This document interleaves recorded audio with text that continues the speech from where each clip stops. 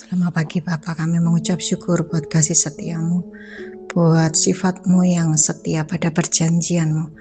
Bapa di surga, kami mengucap syukur buat salib Kristus yang mendamaikan kami dengan Engkau. Dan pagi hari ini kami mengakui segala dosa dan kesalahan kami. Tuhan, biar kami didamaikan dengan Engkau di dalam nama Tuhan Yesus. Amin. 1 Yohanes 1 ayat 5-9. Dan inilah berita yang telah kami dengar dari Dia dan yang kami sampaikan kepada kamu. Allah adalah terang dan di dalam Dia sama sekali tidak ada kegelapan. Jika kita katakan bahwa kita beroleh persekutuan dengan Dia, namun kita hidup di dalam kegelapan, kita berdusta dan kita tidak melakukan kebenaran. Tetapi jika kita hidup di dalam terang sama seperti Dia ada di dalam terang, maka kita beroleh persekutuan seorang dengan yang lain. Dan darah Yesus anaknya itu menyucikan kita daripada segala dosa kita. Jika kita berkata bahwa kita tidak berdosa, maka kita menipu diri kita sendiri dan kebenaran tidak ada di dalam kita.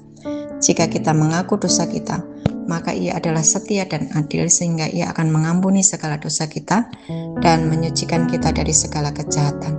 1 Yohanes 1 ayat 10. Jika kita berkata bahwa kita tidak ada berbuat dosa, maka kita membuat Dia menjadi pendusta dan firman-Nya tidak ada di dalam kita.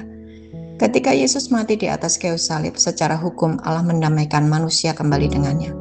Salib itu merupakan solusi yang memisahkan manusia dengan Allah. Namun demikian orang-orang yang diselamatkan itu harus didamaikan kembali dengan Allah. Jadi tidak langsung otomatis, harus ada secara hukum dipenuhi. 2 Korintus 5 ayat 20-21. Jadi kami ini adalah utusan-utusan Kristus. Seakan-akan Allah menasihati kamu dengan perantaraan kami. Dalam nama Kristus kami meminta kepadamu, berilah dirimu didamaikan dengan Allah. Dia yang tidak mengenal dosa telah dibuatnya menjadi dosa karena kita, supaya di dalam Dia kita dibenarkan oleh Allah.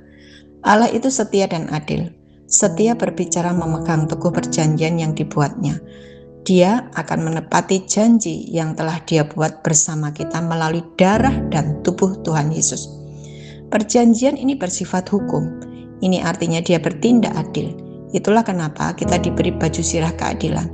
Artinya kita punya baju rompi perjanjian-perjanjian Tuhan atas kita. Oh, haleluya. Sungguh luar biasa Allah yang kita sembah. Saya membuat renungan ini sampai bergetar karena kasih dan cinta serta kesetiaannya. Perhatikan bahwa belas kasihan dalam ayat-ayat di atas tidak disebutkan. Kita tidak diampuni dan disucikan berdasarkan belas kasihan Allah, tapi pada sifatnya yang memegang perjanjian dan keadilannya. Dengan kata lain, Allah bisa secara hukum menunjukkan belas kasihan kepada kita karena kita percaya pada salib Kristus. Maka berdasarkan perjanjiannya yang telah dibuatnya dan keadilannya akan muncul belas kasihan. Itulah kenapa tidak ada yang bisa masuk surga jika tidak melalui salib Kristus. Hal yang rumit sudah diselesaikan Yesus Kristus, tinggal hidup di dalam perjanjiannya. Ketika kita memenuhi tuntutan hukum, yaitu mengakui dosa kita, Allah bebas secara hukum mengampuni dosa kita. Pengampunan yang diberikan kepada kita ada di dalam sifat-Nya yang adil.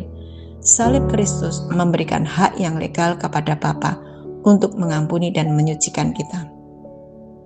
Karya Kristus tidak ada artinya tanpa pengakuan dosa dan pertobatan. Itulah kenapa pertobatan itu begitu penting. Pertobatan kita memberikan hak legal kepada Bapa untuk menunjukkan belas kasih-Nya. Pertobatan membuat kita bisa mengeksekusi keputusan yang dibuat di kayu salib. Wow, ajaib sifat-sifat-Mu ya Allahku. Salib Yesus memberikan hak legal kepada Bapa untuk mengampuni dan menyucikan kita. Tanpa pengakuan dosa dan pertobatan, kita tidak bisa mengeksekusi hal yang secara hukum telah dilakukan Yesus di kayu salib. Ini bukan berdasarkan sifat-Nya yang penuh belas kasihan, ini berdasarkan sifat-Nya yang setia dan adil. Kami mengucap syukur untuk kasih setia-Mu Tuhan dan keadilan-Mu. Di dalam nama Tuhan Yesus, haleluya, amin.